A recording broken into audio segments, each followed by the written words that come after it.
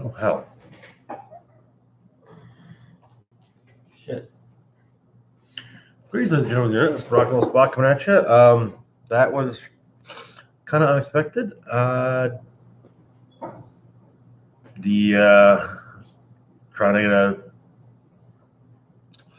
get a thumbnail picture, but anyways, weekly comic book rundown. Okay, so I'll just jump right in, starting off with X-Men Gold number 35, which is actually the next to last issue of the series. Where we left off, uh, Storm was in Africa fighting in the village she grew up in, um, fighting a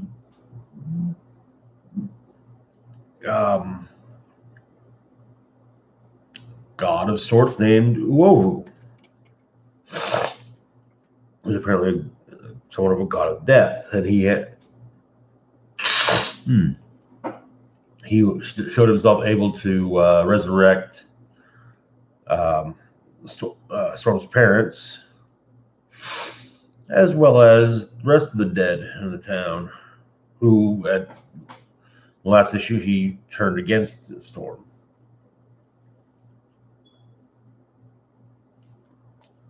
And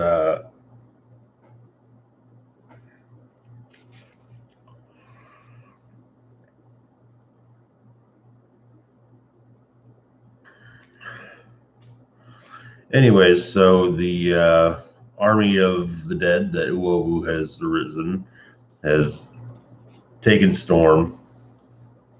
Of course, this Storm smacks it around a bit, and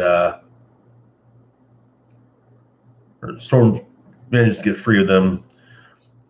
Starts, and we get the fight.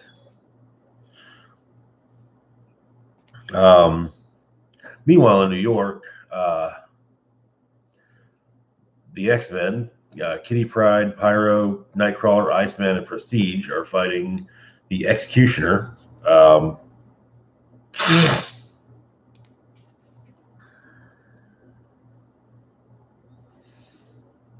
When Storm's hammer, Stormcaster, flies overhead and creates a portal to the village. And the X-Men kind of just say, you know what, this loser can wait. And so, and Stormcaster returns to Storm, and well, the tide of the battle turns, and she smacks Uovu around quite a bit. And the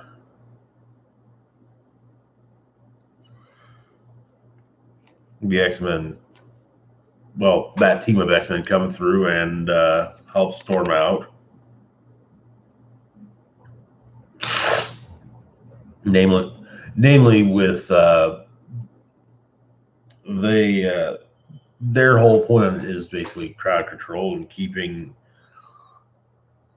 the living villagers safe and the undead villagers occupied. And it seems that Uovu feeds off of worship, so they manage to pull his they basically little by little they take his power from him.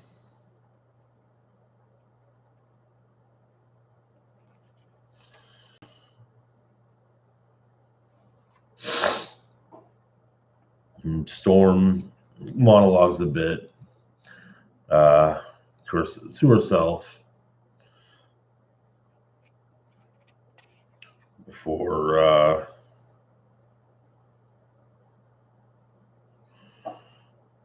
seemingly destroying Uovu.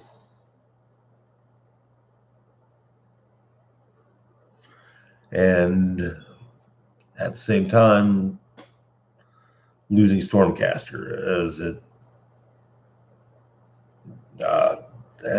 its power is spent. And then all of those whom Uovu raised eventually dissipated to dust. Kind of the same way the everyone that died in Infinity War did. Though before they dissipate, Storm's parents get to basically say, "Hey, look, we're proud of you, we love you," and then yeah.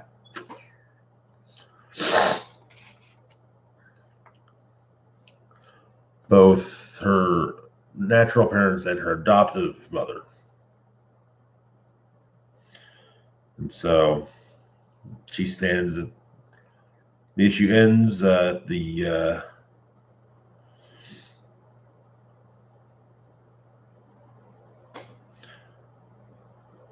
with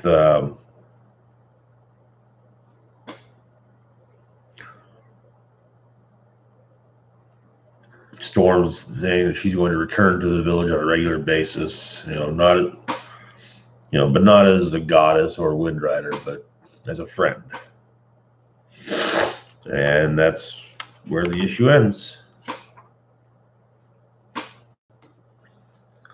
Alrighty. Get in there. All right. Moving on to Astonishing X-Men.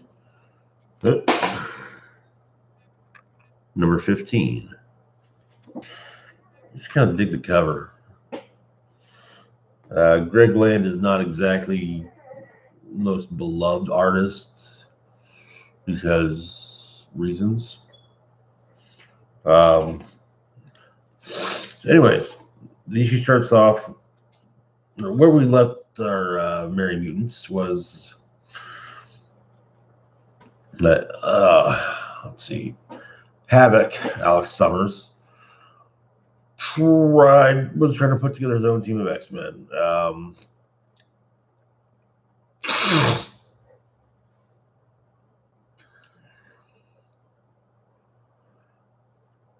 And they reunited with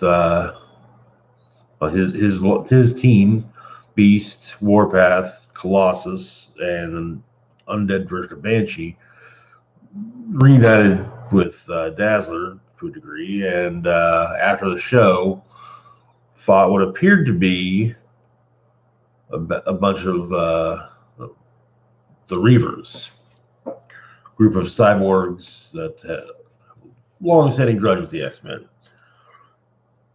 However, when the fight was over, it turns out that it wasn't Reavers. It was Federal agents. So we're kind of oops. What else do you say when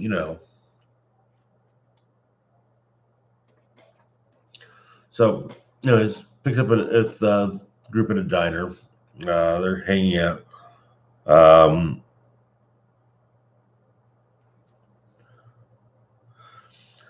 A paparazzi comes along and takes some pictures for totally not TMZ. And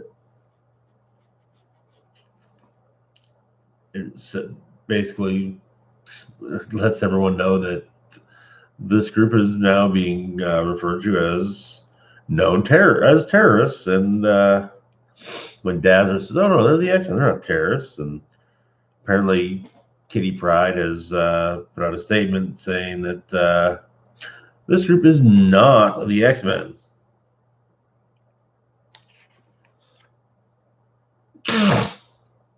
Meanwhile, back at the Office of the headquarters for the Office of National Emergency, General Callahan is walking along, you see, various cyborgs being worked on, and goes and says that, what happened is rather embarrassing. And him and Pierce have a talk. And Pierce basically, it's not the gear, it's the soldier.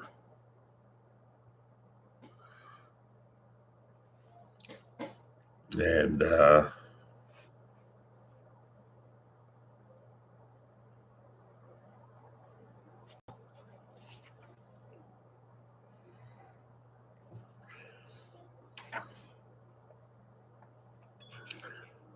Callahan explains that, well, Pierce is right. They may not, his men might not have the experience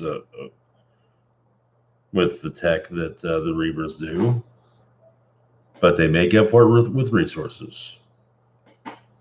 And then at a bus stop,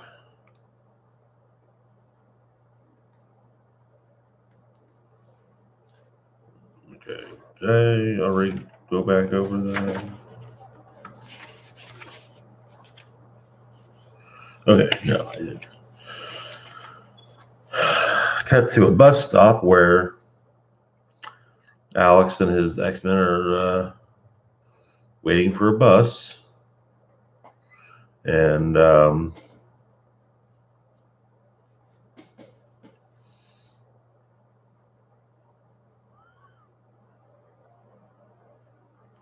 Alex kind of says, this team has had a bit of a rough start, but he knows why this is happening, sort of.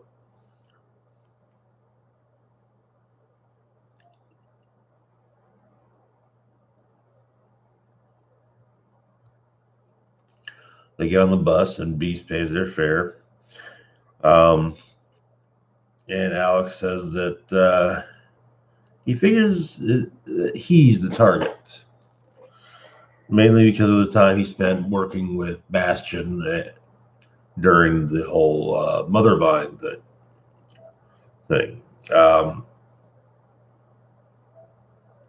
And of course, you're just now mentioning that maybe you're the target of this, and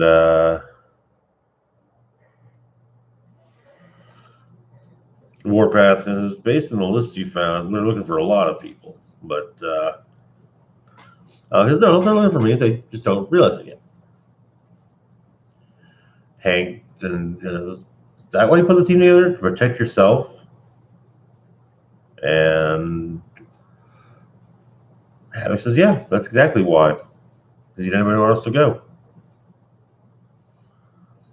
And we get this really great speech from Colossus that, you should never feel bad about needing help of your friends.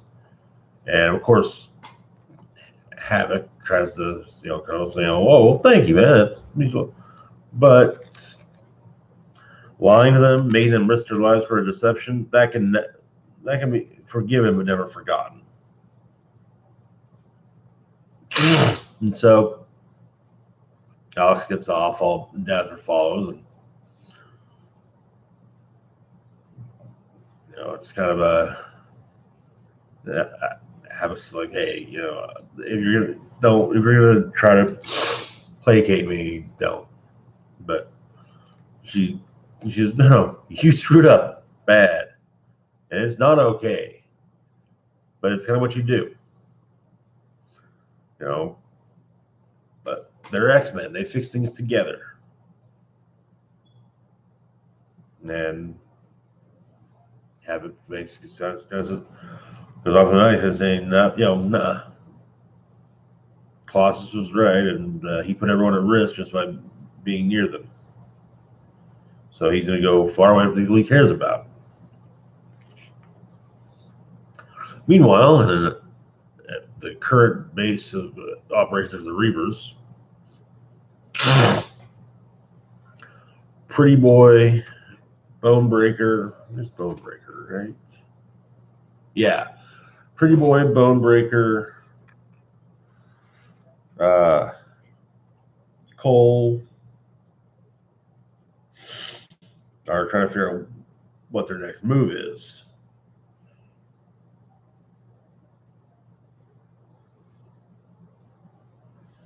And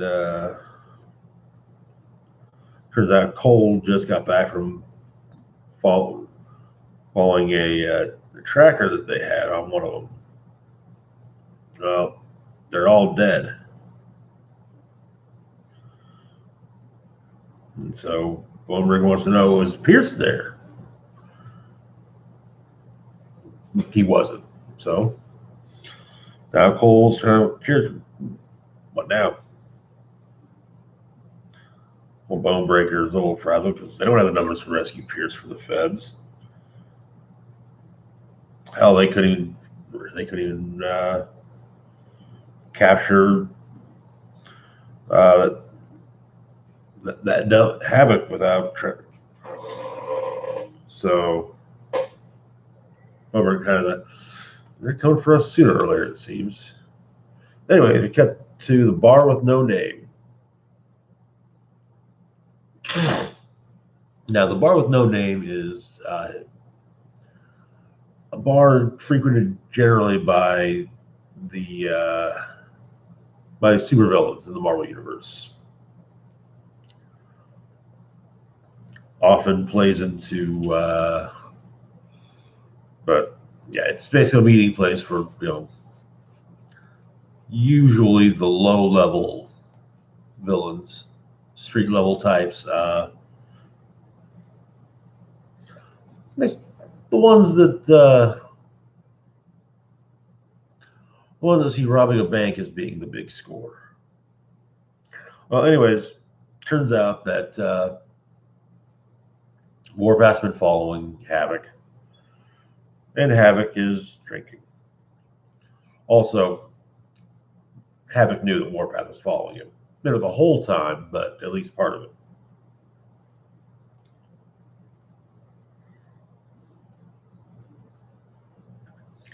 And the initial thought being that Warpath's initial thought being, so you're back to being a villain, huh?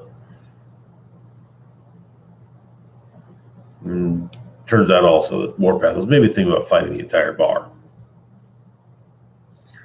But Havoc explains he's not back to his old ways. He just needed somewhere to go where he could lie low and, think and drink.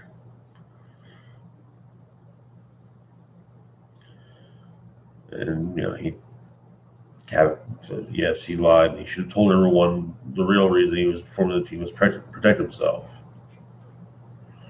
However, Warpath managed to figure out that that's not why. He didn't having formed a team to protect himself. Also explains that having a terrible liar. So Warpath straight asks, well, why did you lie about everything? Havoc explains he didn't. Not everything, at least. The Bastion stuff is all true. It's just that when he realized the Reavers and the Office of National Security or National Emergency were probably both hunting him, he couldn't put everyone at risk for his past mistakes. And Warpath retorts, that's what the X-Men do. They stand by each other. Though Havoc kind of says he hasn't been an X-Man in a long time. Though, to be fair, they would have still got by him.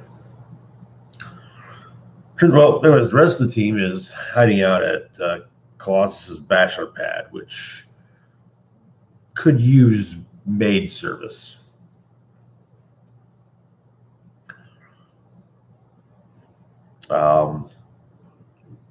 Or, well, at least could use Colossus getting over Kitty. But, and Dazzler kind of has hey, I get it. You're hurting. But that's why that's why you got friends. You can reach out and say, "Hey, can I talk something?" That's what we're here for. But Colossus doesn't think what talking would help. What's wrong with him?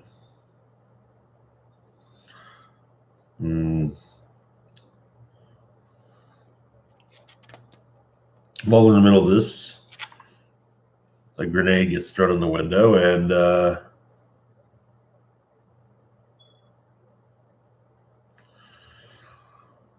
the more ONE soldiers attack. Beast gets injured in the whole thing, and they're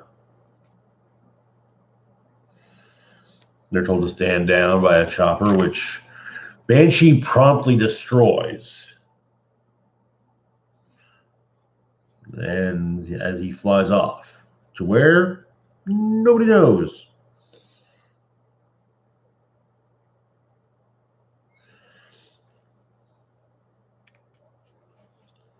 And the rest of the team, however, gets taken prisoner.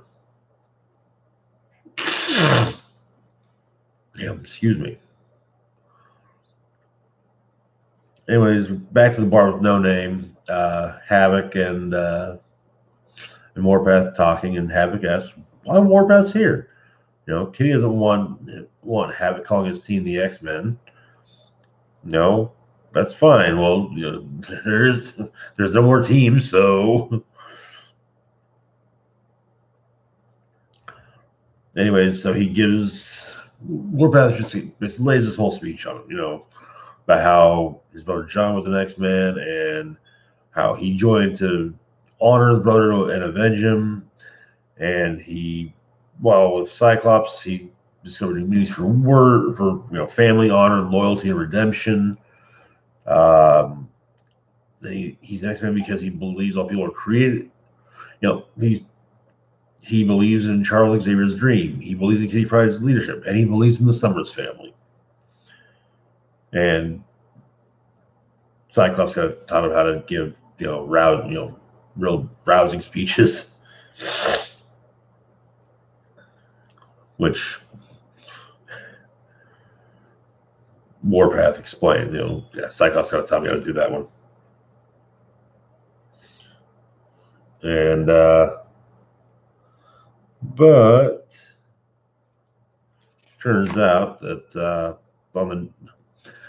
at the bar on the news, the top story is the rest of Havoc's team being taken in by the Office of National Emergency, which makes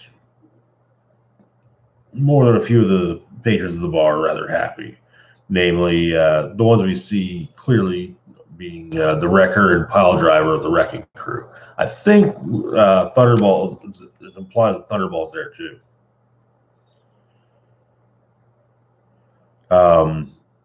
Turns out that the team is being accused of killing a dozen members of the Reavers gang in North Carolina. Havoc, though, wait a minute, we didn't kill those Reavers. The Reavers are hunting us, and ONE is hunting us, wearing Reaverish gear. Havoc figured, they must be working together. Maybe they're caught in the middle of something, though.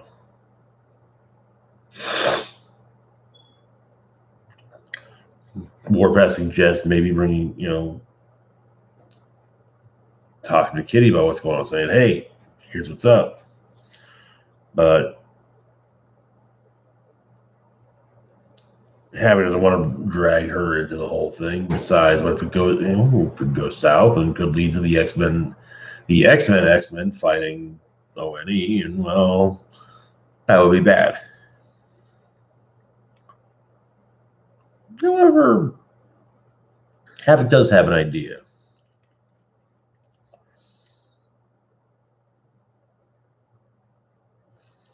And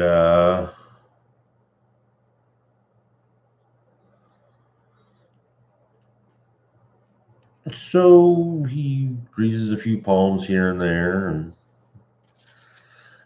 turns up at an abandoned Radio Shack where the rest of the Reavers are. They're saying, hey,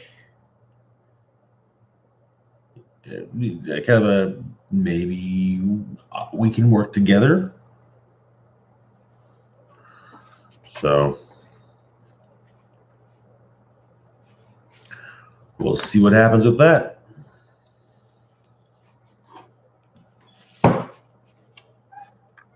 Alrighty.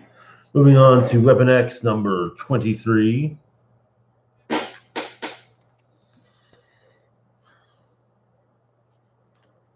Legacy numbering is number 51. So where we left off, Sabretooth and the team went to infiltrate a cult in Aspen to rescue former X-Man Money St. Croix, and also friend, just friend of Sabretooth's. Well, I managed to unbrainwash Monet, but turns out Monet wasn't the only person with superpowers there, as Deadpool showed up. And so, yeah, Deadpool takes on the entire team. And he's Deadpool, you know?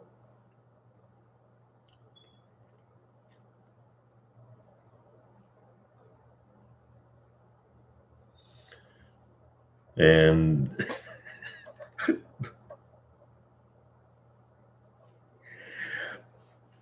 seriously, Greg Pak got Deadpool down.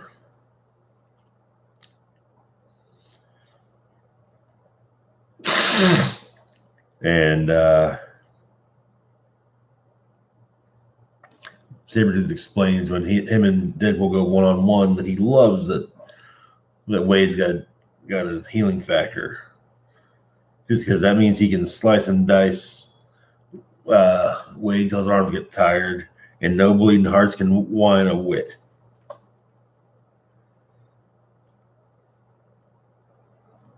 He then actually Deadpool says, "Hey, you know what?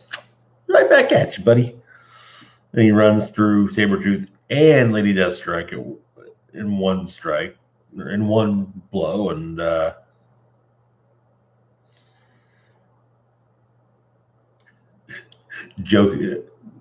maybe jokingly refers to Metallo as being his BFF forever, which means best friend forever. While giving Metallo a high five. So, I mean, hey, as Monet comes after him, and well, turns out that Deadpool's got some napalm on him, and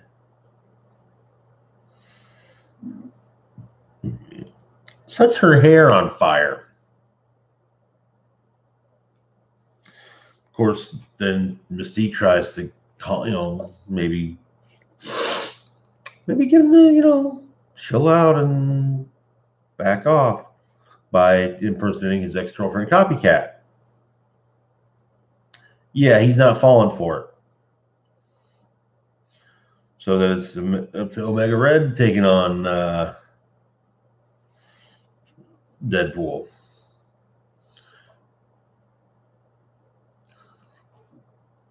Oh, who he refers to as fellow gratuitously violent 90s character. He can feel Omega Red draining the life force from the cancer that ravages his body. He's counteracting the healing factor that keeps the cancer alive.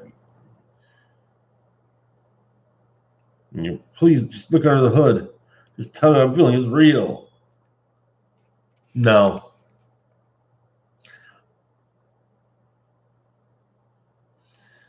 And Of course, it was a clever ruse to, distract Omega Red.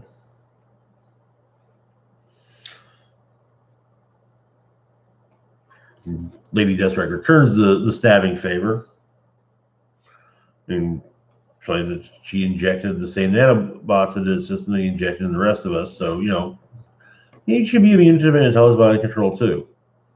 With, a great moment of him saying, mind control. Mentallo is using mind control? Oh, yeah. Mental. Oh, now I see it. Now, I seriously love this bit because it's Wade. Now, if anyone could explain to me what Magneto's powers are, this franchise would all make perfect sense. But he explains he's not under any. He didn't need any mind control to work with the cult. He's under wallet control. 7 figures.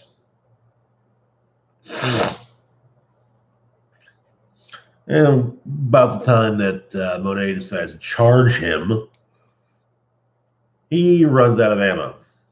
Curses his bullets for not making more of themselves while in the magazine of his pistols. And at least briefly breaks his spine while getting punched out of a window. And just as maybe it seems like Sabretooth and Monet are going to have a little moment, Domino kind of mucks it up, and he was all, oh yeah, we need to go save this friend of mine. We were all like, what? And he was like, she's just a friend. And we were like, right. Of course, this gives Deadpool time to climb back. And enough time for Mentallo to get more of the cult members stuff.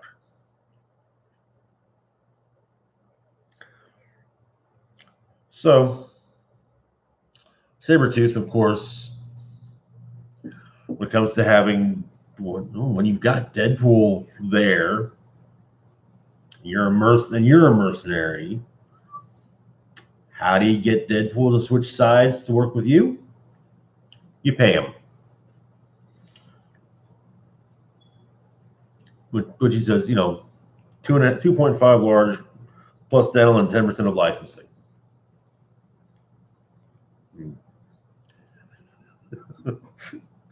I swear there's got to be some kind of nod to the comics industry in general here, but Sabretooth explains, this is work for hire. Nobody gets 10% of licensing, which Deadpool kind of, all right, fine. So Sabretooth kind of goes, hey, these guys are mind controlled, so we can't kill them.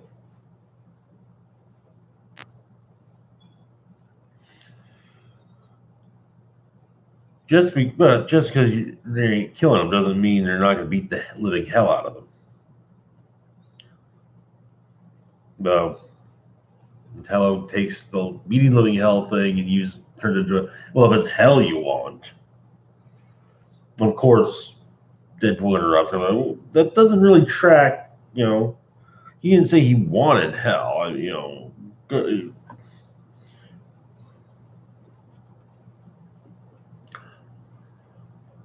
Turns out the true master of the cult is a cyborg version of Reverend Stryker. Because you can't keep a good bigot dead.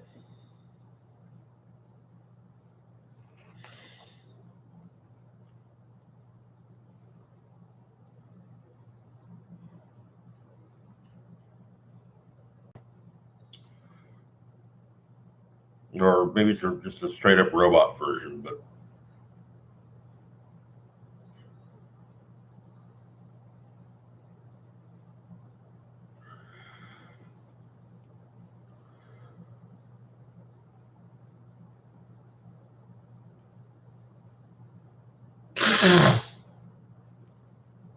and anyways, Stryker speaks an odd language that Deathstrike picks up, and picks up on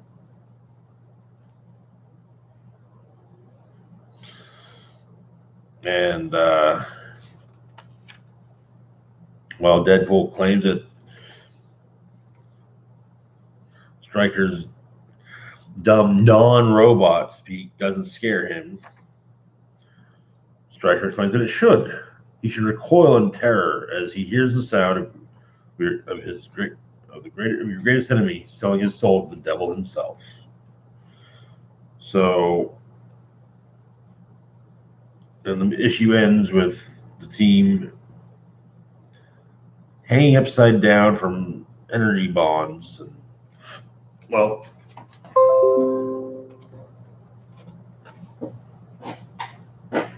yeah. So we'll see what happens next month, or in 2 weeks.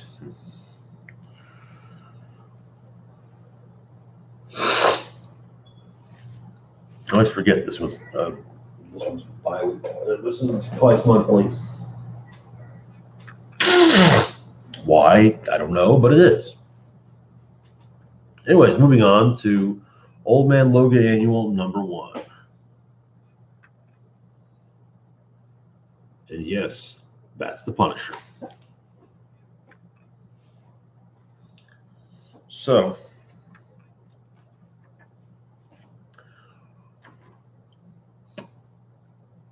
a rundown of Old Man Logan, the initial story. In an effort to get the money he owed the Hulk gang, Logan went with Hawkeye across to perform to do a job. Basically be Hawkeye's driver on a cross-country drive for a job. Over the course of the job, Hawkeye was killed, and Logan killed the president, the Red Skull. Basically, managed to get, and then made his way back home. Where it turns out the Hulk gang had killed his family anyway. Well, that made Logan a bit mad, and he went after the Hulk and went after the Hulk gang and killed them, including the Hulk himself. When all was said and done, there was, however, a baby Hulk, and Logan opted to take baby Hulk with him. Maybe, raise him right. So,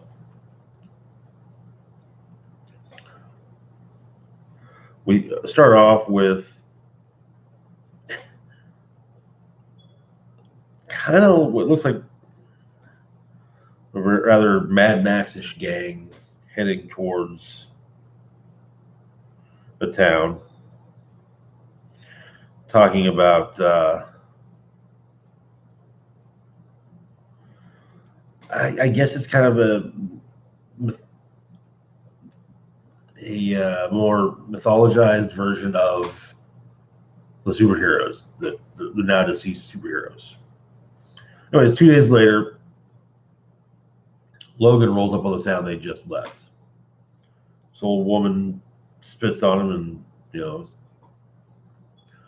tells him he's responsible because he killed the Hulk gang. All these other gangs are popping up now.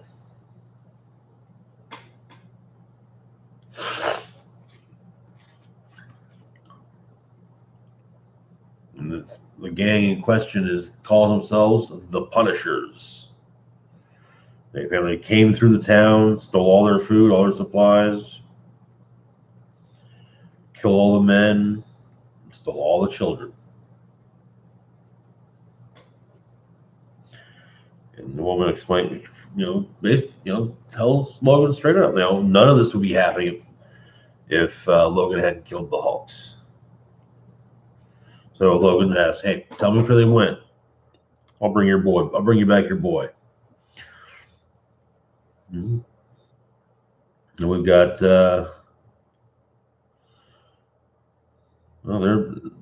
turns out the Punishers are busy. Nebelhorn, Sutter Creek, and Logan, in her monologue, admits, yeah, the woman ain't wrong. By killing the sons of bitches who killed his family, he did kind of help create this. And the Hulks did keep a sort of order, right? It was unfair and unjust, but it did keep the bottom feeders out. Now it's a free for all for every shitbag with a gun. Okay, actually say shitbag, but I'm kind of guessing it. Fuckbag doesn't sound right after all. And keep goes from settlement to settlement. It's all the same. Men killed, children taken, resources depleted. And Frank Castle would be spinning in his grave if he knew how these people were desecrating his name.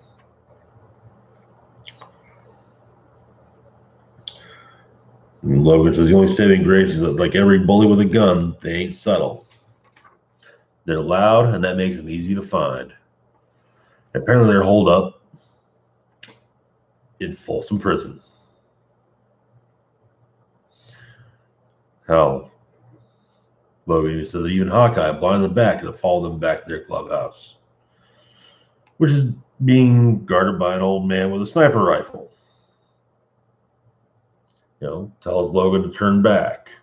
Logan says he wants to talk to the man in charge. Sniper rifle says it was Logan's last warning. Logan says he ain't going anywhere till he talks before he can finish his sentence. He gets shot in the head.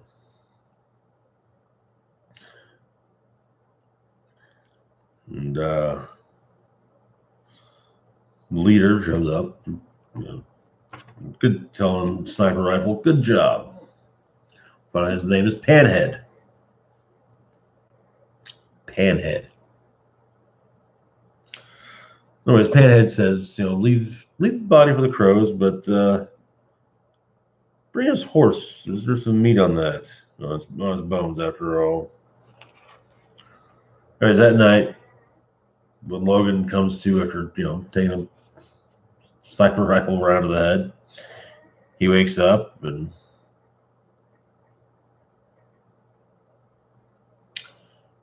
Frank Castle is there,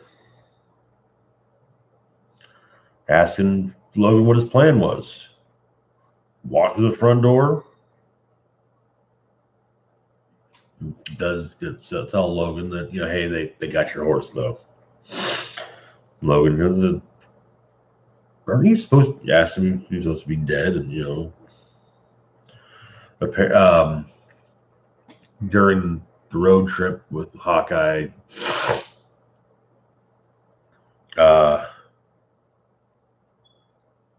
Frank Castle, the Punisher, was seemingly killed, as far as Logan can tell. Anyway, Frank offers Logan some food. Crow ain't great, but it's food.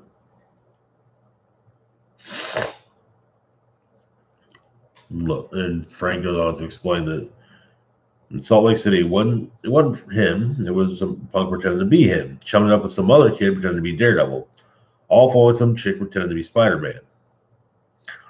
Then went and got himself killed by some punk pretending to be Kingpin. At least that kid was trying to continue what I'd been doing. The Punisher. The one who was pretending to be Punisher.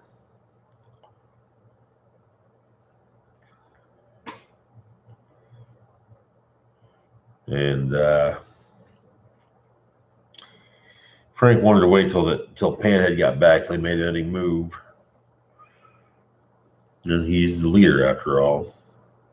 He's the one he's got to be taken down if Frank wants to put a stop to the dress-up show. And of course, he's pissed off they're using his name the way they are. Apparently that generation of people wouldn't know what original thought of bit him on the ass. And he asked Logan what Logan's take in the whole thing is, and he kind of says, hey, I'm doing the right thing.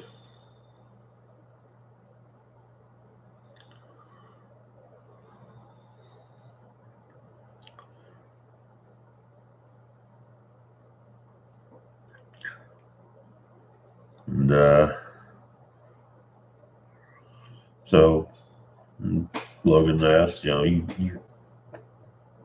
after him because they stole your name? And Frank says, no, they stole his memories.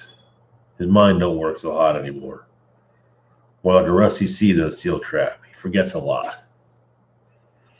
Sometimes it feels like a blessing, but without his memories,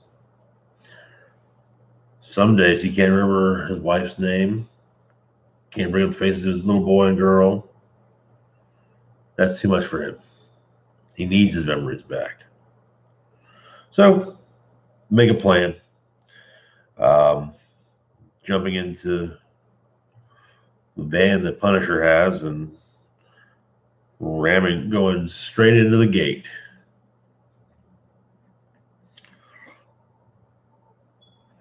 No, of course, it's a decoy to blow up the gate.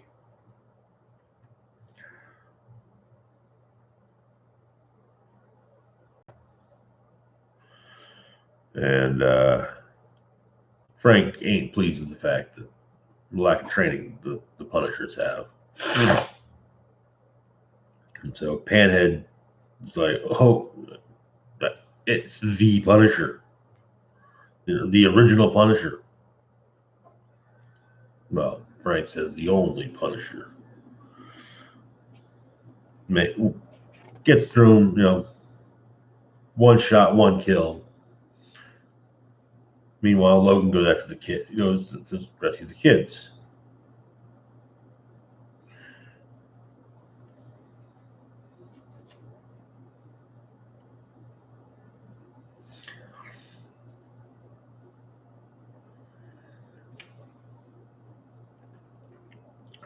While Panhead and Frank go one-on-one.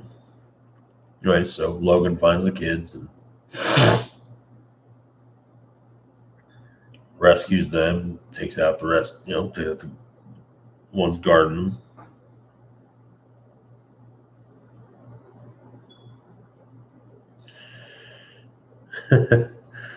Frank says, you kids gonna call yourselves the Von Dooms, the Jigsaws? Panhead explains Jigsaw was a punk. For him and Frank now have some common ground. They can agree on that.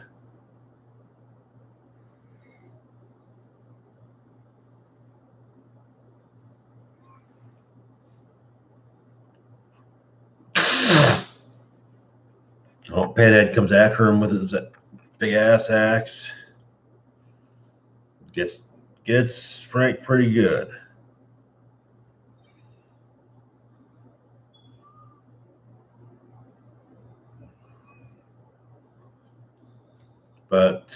And he even gets Logan pretty good.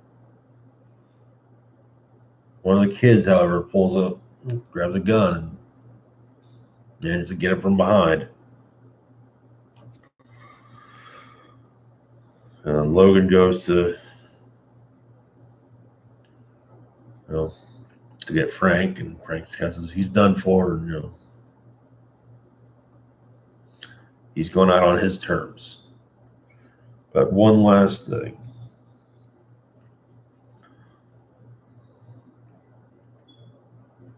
He wants the journal with him. His journal. It's got a picture in it of an old Polaroid of Frank and his family. And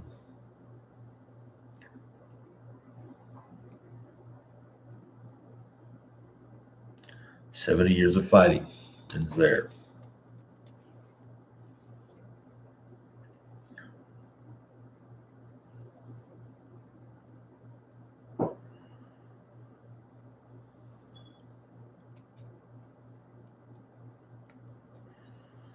So Logan leaves, taking the kids with him.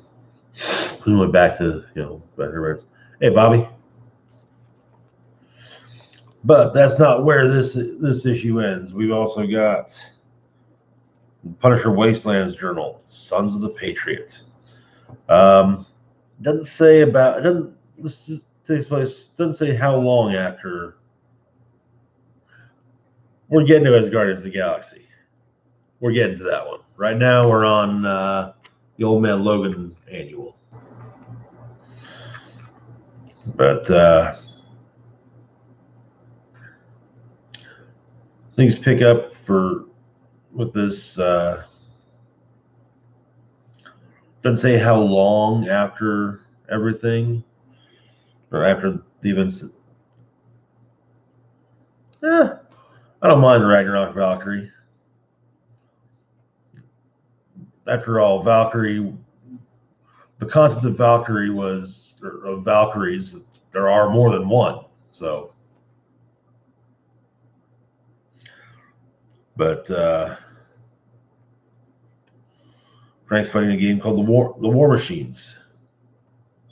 Takes them out, frees their prisoners, who then start looting bodies. And Frank says, "Hey, don't take those guns." And honestly, the kid he says it to makes a really good point. You know, without weapons, they're just prey for some other gang. But Frank's outlook is that he gives them weapons, they become some other gang. Same old story. He doesn't hate people or guns. He hates people. And 4 guys with various repurposed gears pop up. And of course, they have themselves a fight. He managed to take them down one at a time, and wow, what is? One of them busts into his Frank's van and discovers that he's carrying the bodies of his family with him.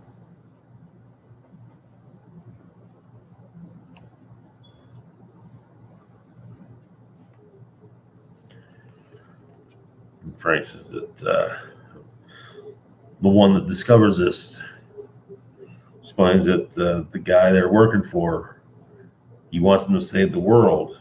And Frank kind of says, even if it was worth saving, weapons wouldn't do that. To record war will. Apparently they've got body cameras. And so Frank says, to their boss, whoever you are, I hope you're watching this, because your boy here is going to tell me everything. Then I'm going to come remind you what war means. Well, it turns out their boss is Nuke. You see him standing over a table full of, again, other weapons, repulsor gauntlets, Dr. Doom's mask, pumpkin bombs, looks like some of Hawkeye's old arrows. Apparently he's now taking, there's a 4th pill now he's taking, blacks. It'd be interesting. I would not be opposed to seeing an Old Man Punisher book, but that would probably be a bit further after his battle with Nuke. So anyways, moving on to Deadpool number 4.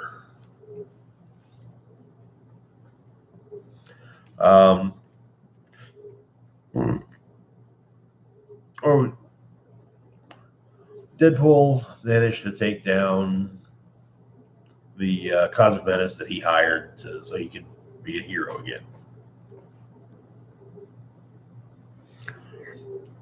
Well, the issue begins in the Bermuda Triangle, where weird stuff happens. Negasonic Teenage Warhead has borrowed the X-Jet so that they can get to their job, and Hydra Bob's with them, which, yeah, Hydra Bob. The only time I'll ever be enthused about something Hydra related. Okay, maybe not the only time, but, so But Wade jumps out of the plane, the X-Jet, sans parachute, and shortly thereafter, texts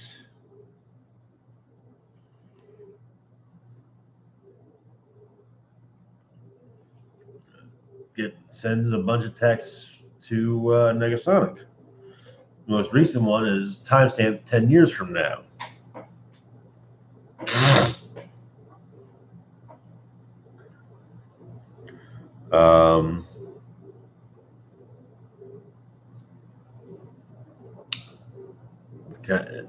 Hydra Bob kind of has to reiterate that it's Weird World. Anything's possible.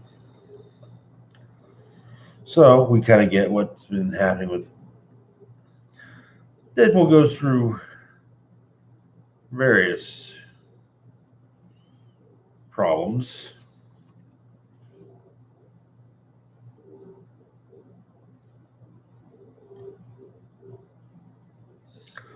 And most of which involve him being, a good chunk of which involve him being naked, but still managed to buy some food.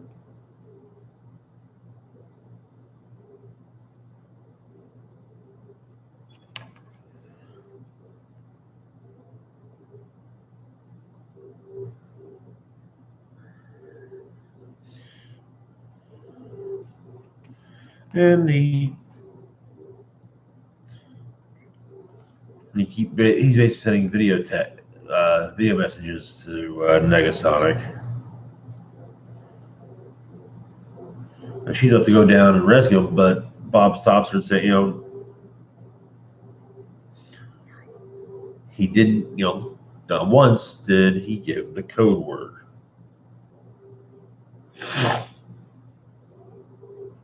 And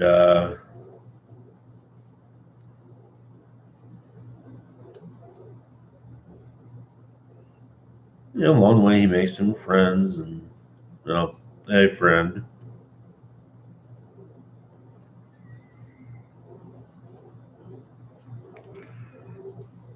They're not friends anymore.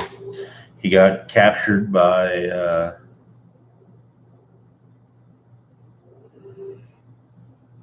a wizard who was going to somehow utilize him to live forever. But he was saved by Jennifer Kale and some giant-sized man things.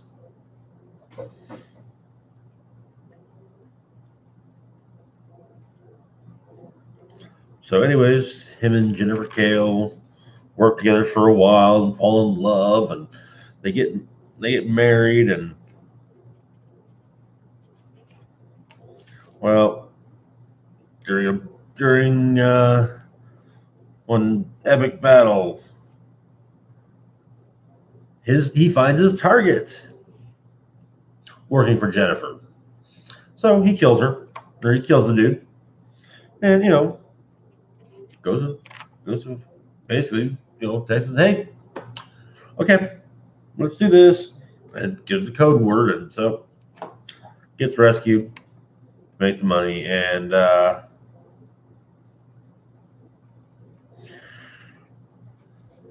battle rages on, and Jennifer Kale explains that she never breaks a vow, and even if it takes a millennia, she vows that Deadpool will pay for what he's done. It's an odd issue, but when Weird World's involved, weird kind of, yeah. All right.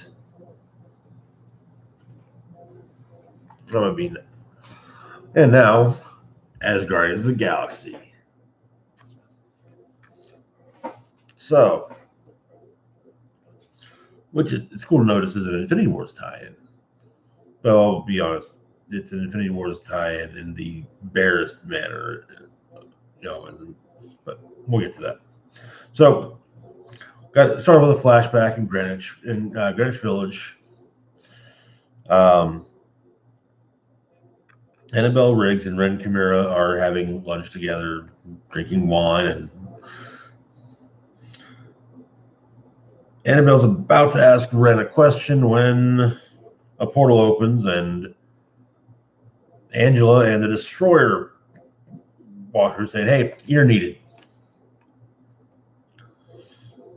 They're not exactly, it's more of, "Hey, you're needed, come on, let's go." Not, "Hey, we kind of need you, can you help us?" It's like, no, come on, let's go. So they end up on the planet Draketh, the planet of temples, alongside Scourge Executioner, and as well as Thunderstrike. There may be a surprise as well. And they're fighting trolls and Jatari and Cronins and Badoons. And then Annabelle swaps places with Valkyrie, as her and Valkyrie share a body. It's complicated. So her and Scourge go charge into battle side by side. And it turns out that, like, there's still one more. The Frog of Thunder himself, Throg. No, really. So yeah, battle is won, and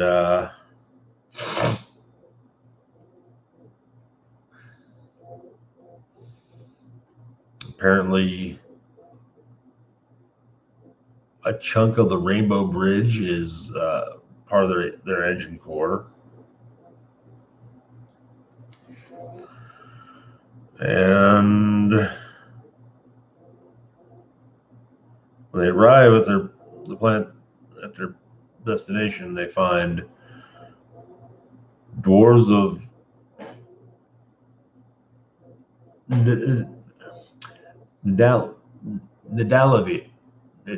Nidavellir, chained, tortured, cast out into space, and missing their fingernails.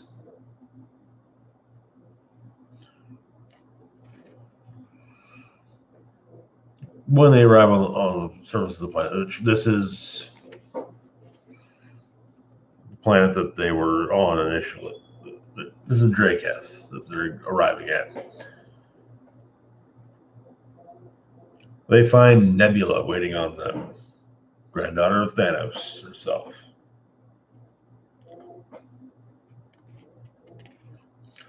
She is tasked him with making a horn.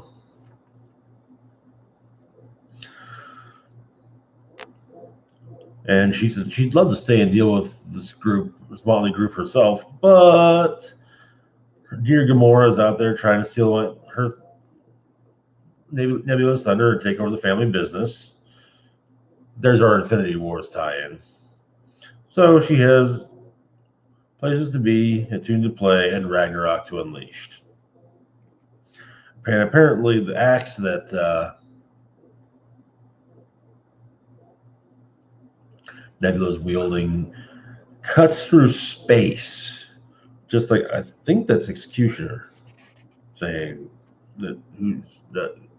So anyways, once all is said and done, the battle's won.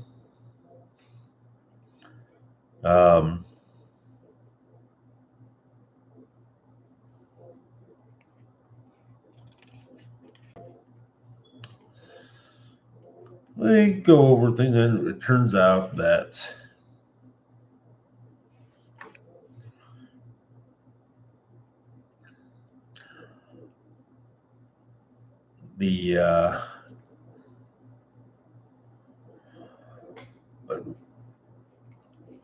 what Nebula's after is the Naglfar, the ship of the dead that will ferry lost souls into war. The reliquary contained a horn which could call the ship from the void. Turns out, though, there's not just one ship. It's an armada. And so, yeah. Nebula's got a horn to call an armada full of the souls of the dead.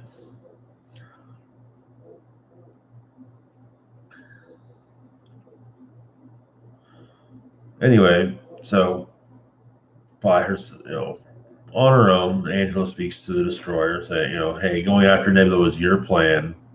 She's got a horn to call the armada. She gets some of the armada and call forth the end of the days. Plan. What are you now? Turns out,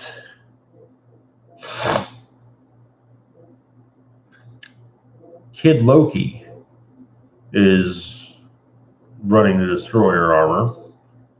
God of Mischief kind of shouldn't exist anymore.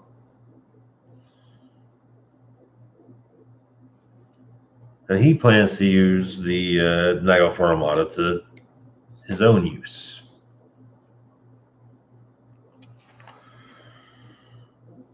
Yeah, that's going to turn out well.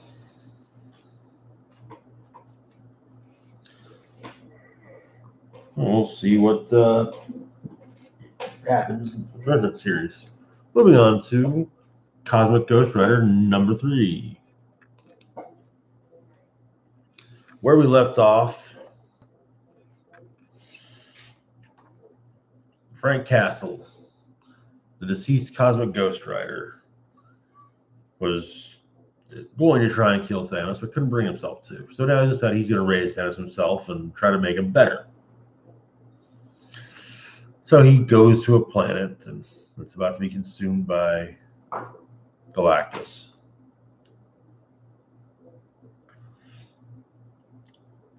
While they're talking, the Watcher shows up, as do the future Guardians of the Galaxy.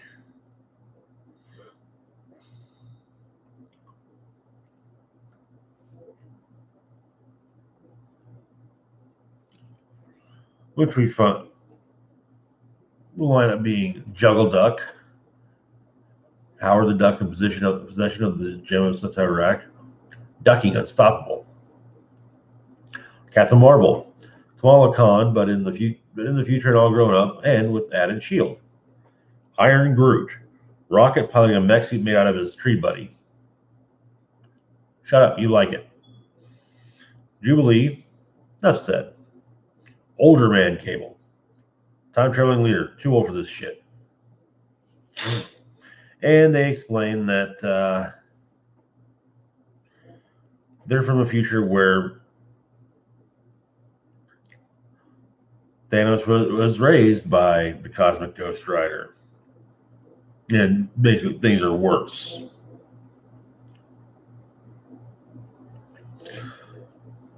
They have a little, talk about time travel. The future is malleable.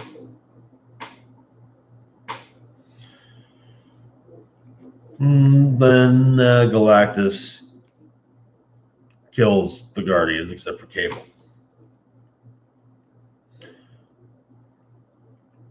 And Cable time slides away, while Frank and Galactus argue about the fate of baby Thanos. Of course, then Frank reappears and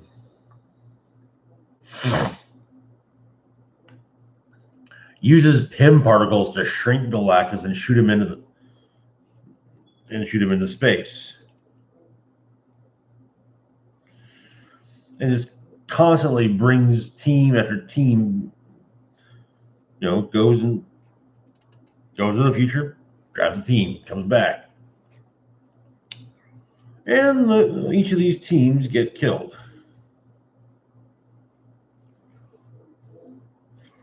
And practically every character, I would say damn near every character you can think of shows up in these battle scenes.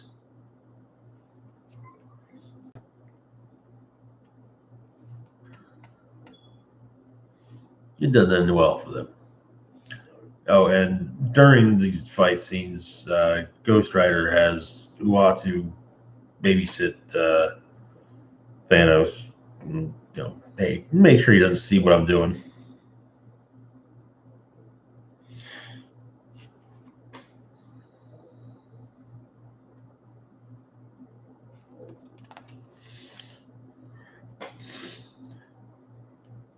Well, baby Thanos gets away and starts beating on Cable with Cable's own arm before he's stopped by Frank. Then, before he can slide away and get another crew of heroes,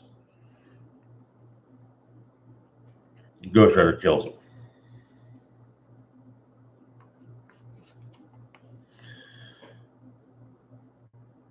Of course, then grown-up Thanos appears. Grown-up Thanos having been raised by the Punisher, who's also a Ghost Rider and a former Herald of Galactus. So yeah, Punisher Thanos.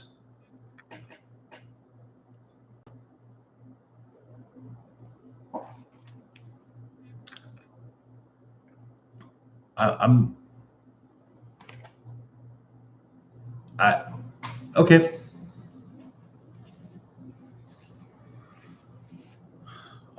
It's like, okay, that's a thing.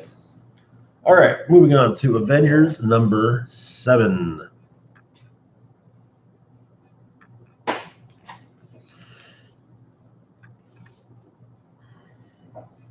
This will telling the origin of the Ghost Rider, well, the first Ghost Rider, who was a member of Odin's prehistoric Avengers. So this is Earth 1 million BC. Get a lot of it's mostly inner monologue. Young kid, smarter, always smarter than the rest. He never understood. And there's this great shame, this great secret. He was different. And one day a stranger arrived, traveled alone.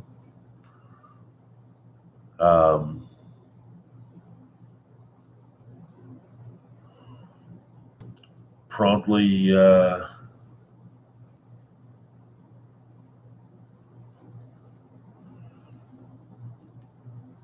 killed the pack leader and took over. Of course, this young boy was the only one who was smart enough to be truly afraid of the newcomer. To speak a bit.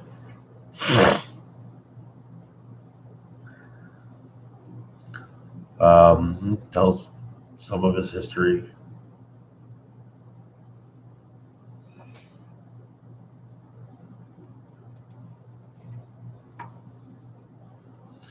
And one night, the newcomer, who's back there, kills the entire tribe, and the rest of the entire tribe, and the young one goes after him.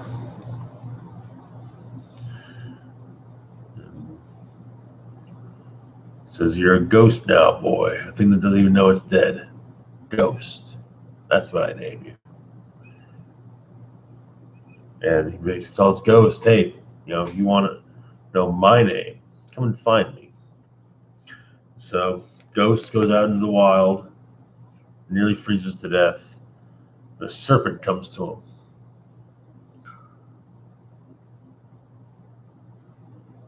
And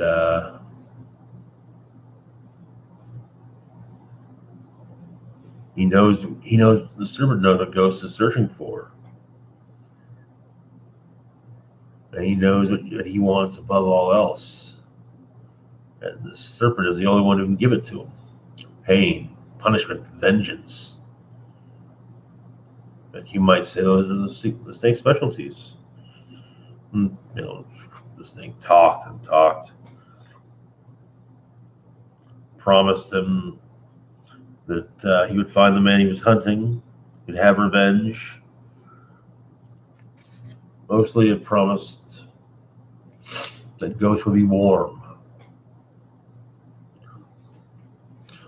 So all Ghost has to do is say the snake's name. And he does. That name, of course, being Mephisto. He's soon on fire, and well, a mammoth comes along and steps on the snake, on Mephisto snake. See you, Bobby. While Ghost lights up. 5 years later, he's been given new names, the Rider, most because it's odd to see, a man astride a beast.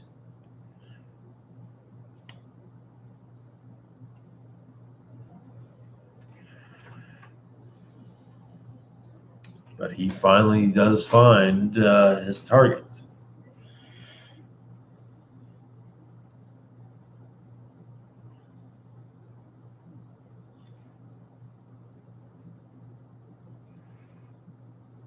And one he wants revenge against over all else finally tells him his name. Wendigo. So they the two fight a bit.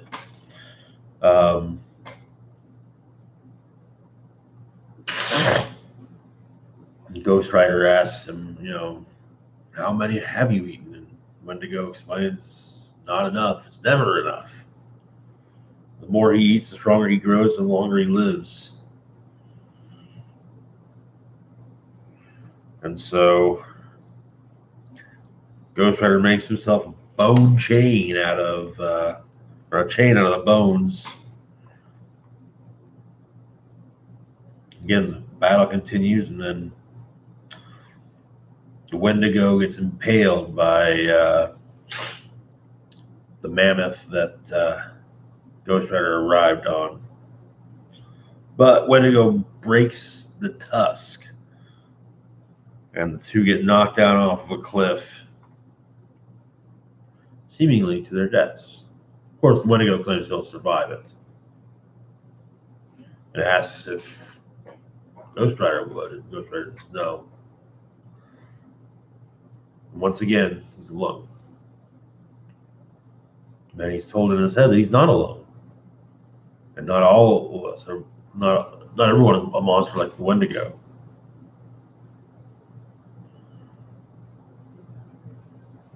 Odin and Lady Phoenix have arrived, explaining to Ghost Rider that they have a world to save.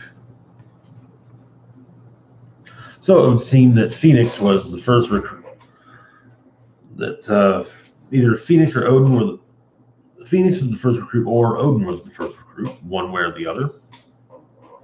Followed by Ghost Rider. That's an interesting twist on things. Anyways, moving on to Captain America number 3. Oh,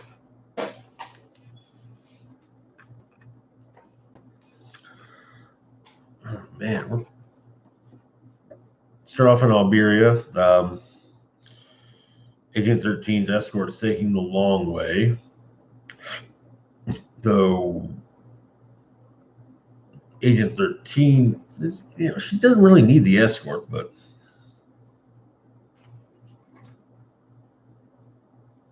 gets into a fight, kills one of the ones escorting her, and tells the other one to pull over and tell her what's going on. Meanwhile, Steve has Cap has gone undercover as a regular person, talking with a guy in a small town. We're talking about Joe Evers. Mine closed, the school, church shuttered, schools go on a seed. Wife with disability, kid on dope, and Joe watching a way of life disappear. And apparently Joe just didn't feel like a man anymore. Man takes care of his own. And him, he was barely keeping a roof over his head. And Hydra came along. Hydra fixed the schools and took out the drug pushers, got everybody health care, brought back the jobs. And sure, Joe didn't like Hydra's methods, but they kept everybody safe. And then shortly after Hydra was gone, Power Enterprises picked up right where Hydra left off. Kept schools up, the mine going, people feeling good. Keeps it's got Joe feeling a little bit better. Anyway, so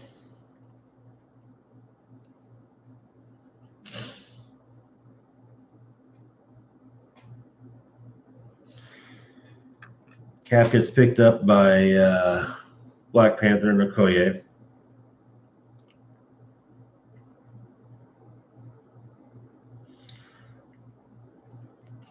And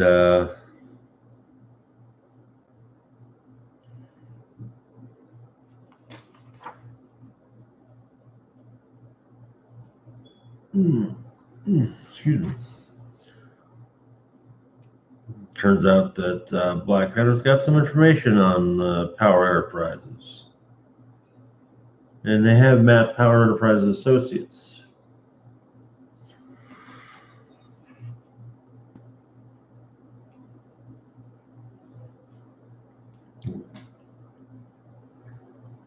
It looks like Zeke Stain, who once plotted to destroy Wakanda, is involved. He's a bioengineer who does some dealings with Weapon Plus. Now, I'm not sure if that's Ezekiel Stain or not, but I hope that'll get clarified. For all usually last names tend to denote relation in comics. Tend to, mind you. Not always, but they tend to. Well, turns out that Stain's in close communication with someone in the government. And they don't know who, but so turns out that the mine is filled with nukes. And Cap, their monologue is about the fact that Weapon Plus twisted Nuke around, and the original Nuke was a tough customer. These nukes can't hold a candle to them, but they don't need to. They were made to hit soft targets. Though the trio of Captain America, Black Panther, and Okoye are not soft. Sadly, there's nothing to be done for the nukes, but aside from neutralizing them.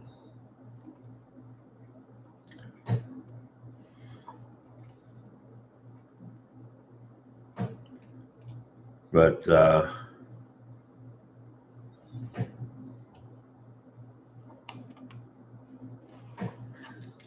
they managed to capture Stain, take out the nukes. Well,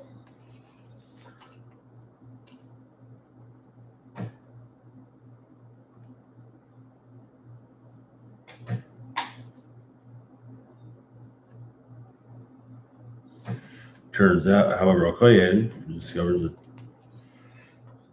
that something is wrong with Agent 13. She's in terrible danger. Back in Alberia, she's about to She tells her escort he's got 5 minutes. So I start talking. However, before he can, Celine shows up and drains the life out of him. Saying that she'd rather not make a meal out of Sharon Carter. At least not yet. All right. Holy crap.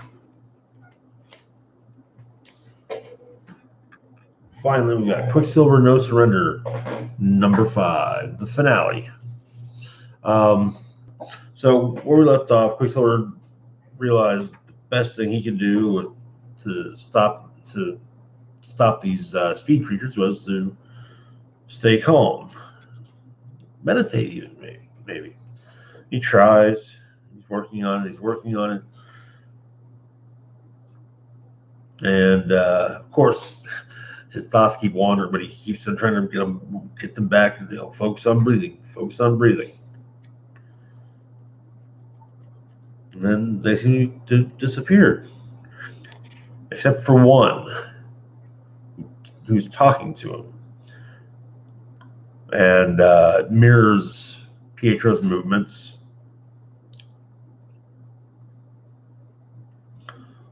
They talk a bit. He's also a bit insulting. They fight some, and but mostly it's them. So anyways, this mirror Pietro manages to get them into the real world. And so he's trying to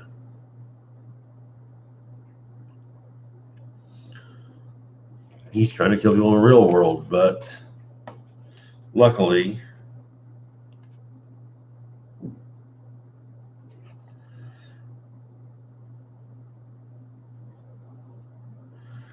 Pietro is able to, after talking him down, Pietro's able to send him back where he came from. And then he arrives at Avengers Mansion and talks some with Cap and with Iron Man, who's kind of, hey, take a rest, man. And of course, Dr. Voodoo and Jarvis, who's been taking care of Mr. Dibbles for him. And later that night, he's trying to sleep, but he can't. And so, but neither can Wanda. So the two of them and Mr. Dibbles go to this diner on 68th. And Pietro says that he's learned that no way to face all the things he's done is to slow down. And that's where the issue ends.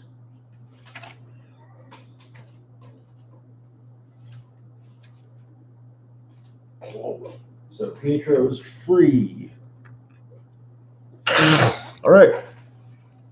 That's it for this week's comic book roundup. Let's see. I posted up a tentative list of video topics for the next few weeks, or the next week and a half or so. I'm going to try to stick to that. We're going to have some movie reviews. We're going to have, of course, some Hero Quest stuff.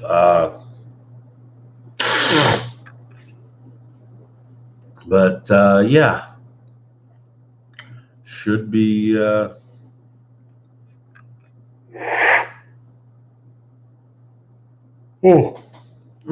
Excuse me. That should cover the next like I said, next week and a half, and then we'll I've got some other stuff that planned as well, so we'll go from there. Anyway, as always, this is Rock and Roll Fox signing off. Of course, as always, feel free to like, share, and subscribe. Links to my social media are in the description box down below, as well as my Patreon.